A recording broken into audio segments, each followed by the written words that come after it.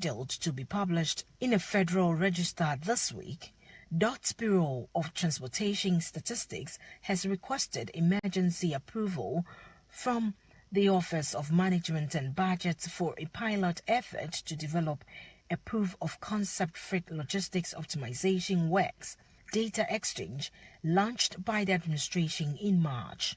DOT anticipates the pilot project, which is the first phase of the Flow initiative, to involve 21 participants, 18 of which were announced in March, and move towards what the administration hopes becomes a permanent voluntary program with up to 200 participants during its first 3 years.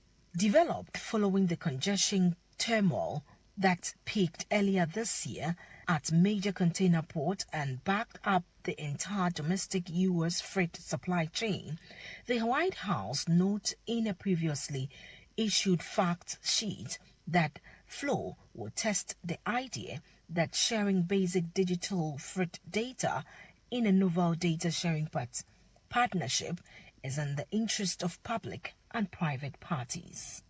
The U.S. East and Gulf Coast ports again saw the biggest increase in boxed import, up 9.7% to 1,086,380 TEUs, compared with a 2.3% rise for West Coast port at 1,087,490 TEUs. Moreover, New York's 13.4% rise in import volumes puts the port within striking distance of usurping Los Angeles at the top U.S. container port, the latter showing a decline of 4.9%.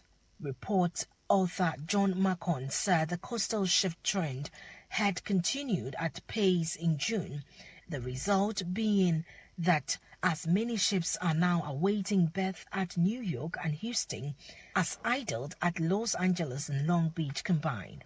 He noted that port contagion had now shifted eastward, with 2/3 of ships anchored on the East Coast, a reversal of the position of 6 months ago. He said it was clear that congestion at U.S. port was driven by the inability to get boxes out of the terminals and not in getting containers off ships. He urged that the port system in the U.S. is not in a position to accommodate the geometric growth of the foreseeable horizon, arguing that container cannot be stacked higher at terminals without further reducing efficiency. Mr. Macon called for new terminals to be constructed, including greenfield inland facilities where containers could be shuttled directly from discharging ships. If you just join us, you're listening to Maritime and Port News. An eerie ghost vessel reportedly ran aground on a beach during a storm in Cambodia. The deserted ship was discovered ashore after it was blown away by winds as the waves hit the coast near Koh Tang Island in the Sihanouk province in Cambodia on 12th July. The following day, relevant authorities examined the shoreline to look for signs of the occupant, but to no avail. However, 3 discarded life jackets were found on rocks 50 meters from the wreckage site. Officials have not yet been able to board the unidentified vessel due to the poor weather and sea conditions. It was reportedly left on the beach. The idea is to wait till the weather calms down. The local Coast Guard, Sofad San, reported that initially they could not get close to the ship and hence could not check the markings. There were no signs of the country it belonged to. They have informed vessels sailing in the area to keep an eye out of the missing crew.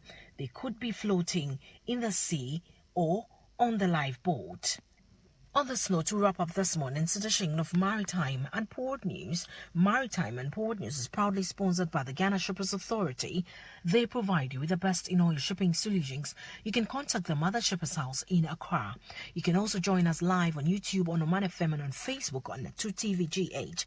Tune in to FM in Kumasi for more Maritime and Port News. My name is Nanesi Boateng.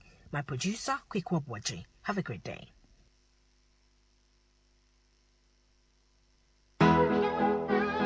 yenso akwan so dwumadi hia mo man bia ankanko e de Ghana eko wiase na de wiase so ba Ghana Shippers Authority ani so ade hunu